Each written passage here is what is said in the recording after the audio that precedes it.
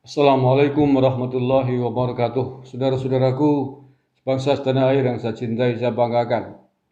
Mungkin Pak Amin Rais berpikir akan bisa menjatuhkan Presiden Jokowi di tengah jalan, sebagaimana halnya dulu dia pernah melakukan dengan memakzulkan Gus Dur, dengan sebuah kasus yang diada-adakan, yang belum terbukti kebenarannya secara hukum, yang dimobilisasi secara politik, kemudian dijadikan alasan untuk menurunkan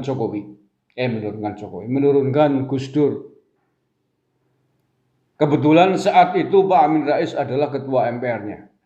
Presiden Gus Dur dimakzulkan melalui sidang MPR yang dipimpin oleh Amin Rais dengan dalih Gus Dur terlibat kasus hukum, yakni kasus yang sangat populer dikenal dengan Bulogak.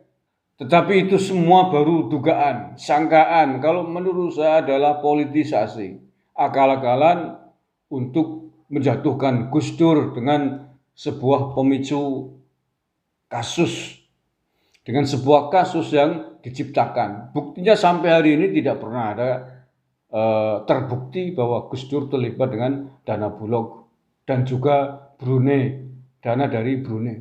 Tidak pernah ada putusan hukum yang mengatakan itu.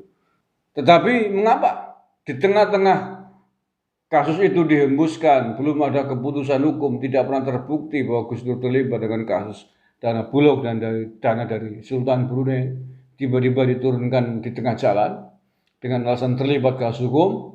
Ya, ketika itu memang Pak Amin Rais menjabat sebagai ketua MPR, memimpin sidang umum MPR yang pada akhirnya memutuskan mengetok palu, memakzulkan Presiden Gus Dur di tengah jalan. Nah, barangkali dia berpikir kesuksesannya 21 tahun silam melengsarkan Gus Dur dari kursi presiden akan bisa berhasil melengsarkan Pak Jokowi hari ini dengan sebuah kasus yang diciptakan, kasus rekayasa. Dengan harapan mungkin karena Presiden Jokowi terlibat kasus ijazah palsu, seorang presiden kok terlibat kasus, sampai naik di pengadilan, maka sebaiknya dilengsarkan, walaupun belum terbukti. Mungkin maksudnya mau begitu apa Mbak Amin, sehingga kemudian Pak Amin Rais meminta kepada Pak Jokowi untuk datang ke Pengadilan Negeri Jakarta Pusat, membawa ijazah. Saya kira beda kasusnya Mbak Amin, berbeda persoalannya, berbeda kondisi, berbeda kalkulasi politiknya antara 21 tahun yang lalu dengan hari ini. Ketika itu presiden tidak dipilih oleh rakyat, presiden dipilih oleh DPR. Ketika itu kalkulasi politik, kekuatan kursi pendukung Gus Dur memang lemah, hanya PKB. Tetapi hari ini kalkulasinya, hitungannya jelas berbeda Mbak Amin Rais. Partai koalisi yang mendukung Pak Jokowi hari ini jumlahnya jauh lebih besar ketimbang partai oposisi yang melawan pemerintahan Jokowi hari ini. Tapi menurut saya itu bukan faktor utama. Faktor utamanya adalah bahwa Pak Jokowi adalah presiden yang dipilih oleh rakyat secara langsung hari ini. Presiden Jokowi adalah representasi rakyat Indonesia hari ini. Tidak hanya bagi para pemilihnya, tetapi juga bagi seluruh rakyat Indonesia.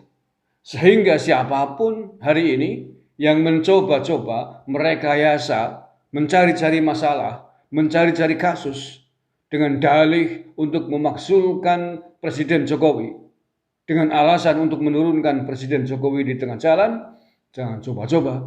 Karena seluruh rakyat Indonesia, khususnya para pendukung Jokowi yang telah memilih Presiden Jokowi, pasti tidak akan terima dan tidak akan membiarkan itu terjadi.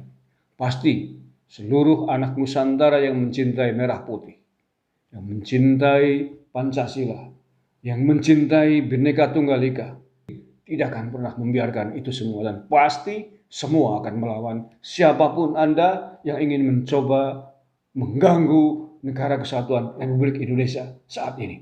pasti akan berhadapan dengan rakyat Indonesia yang mencintai Nusantara ini. Terima kasih, saya Agus Semar dari lereng Gunung Selamat di Banyumas, Jawa Tengah. Wallahul muwaffiq ila aqwamit thoriq. Assalamualaikum warahmatullahi wabarakatuh. NKRI, harga mati.